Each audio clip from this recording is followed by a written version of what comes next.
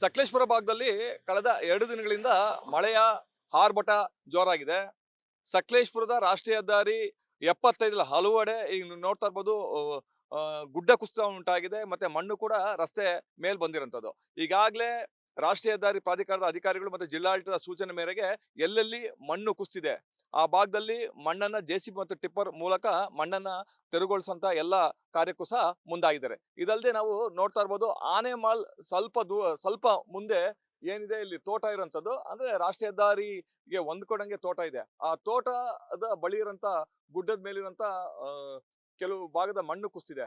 ಮತ್ತೆ 10 ಮರಗಳು ಮರಗಳನ್ನ ಸಹ ನೀವು ನೋಡ್ತಾ ಇರ್ಬೋದು. ಯಾವ ಸಂದರ್ಭದಲ್ಲಾದ್ರೂ ಆ ಮರಗಳು ರಸ್ತೆಗೆ ಬೀಳಂತ ಸಾಧ್ಯತೆ ಇರುವಂತದ್ದು.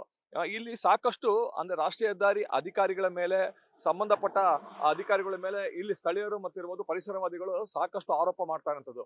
ಏನು ಅಂದ್ರೆ, ಏನು ರಾಷ್ಟ್ರೀಯ ಹೆದ್ದಾರಿ ರಸ್ತೆ ಕಾಮಗಾರಿ ಶುರು ಮಾಡಿದ್ರು, ಅವೈಜ್ಞಾನಿಕವಾಗಿ ಮಾಡಿದ್ದಾರೆ ರಸ್ತೆ ಕಾಮಗಾರಿ. ಯಾಕೆ ಅಂದ್ರೆ, ರಸ್ತೆಯನ್ನ ಏನು ಮಣ್ಣನ್ನ ತೆಗಿಬೇಕಾದ್ರೆ 45 ಡಿಗ್ರಿ ಆ ತರ ತೆಗಿಬೇಕಿತ್ತು. ಬಟ್ 90 ಡಿಗ್ರಿ ಮಣ್ಣನ್ನ ತೆಗ್ದಿರೋ ಕಾರಣ ಈ ರೀತಿ ಆಗಿರೋಂಥದ್ದು.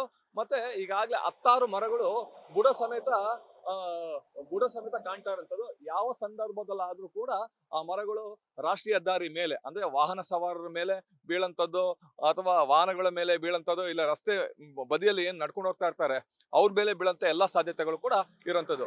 ಕೂಡ್ಲೇ ಸಂಬಂಧಪಟ್ಟ ಅಧಿಕಾರಿಗಳಾಗಿರ್ಬೋದು, ಮತ್ತೆ ಜಿಲ್ಲಾಡಳಿತ, ತಾಲೂಕಾಡಳಿತ ಈ ಬಗ್ಗೆ ಗಮನ ಹರಿಸಬೇಕು, ಮತ್ತೆ ಸೂಕ್ತವಾದ ಕ್ರಮವನ್ನು ಸಹ ತೆಗೆದುಕೊಳ್ಬೇಕು ಅಂತ ಇಲ್ಲಿ ಗ್ರಾಮಸ್ಥರು, ಸ್ಥಳೀಯರು ಆಗ್ರಹ ಪಡಿಸ್ತಾ ಇರುವಂತದ್ದು. ಇದಲ್ಲದೆ ಈ ಹಲವು ಕಡೆ ಇದೇ ರೀತಿ ರಾಷ್ಟ್ರೀಯ ಹೆದ್ದಾರಿ ಪ್ರಾಧಿಕಾರದ ಅಧಿಕಾರಿಗಳು ಅವೈಜ್ಞಾನಿಕವಾಗಿ ಕಾಮಗಾರಿಯನ್ನ ಮಾಡಿದ್ದಾರೆ.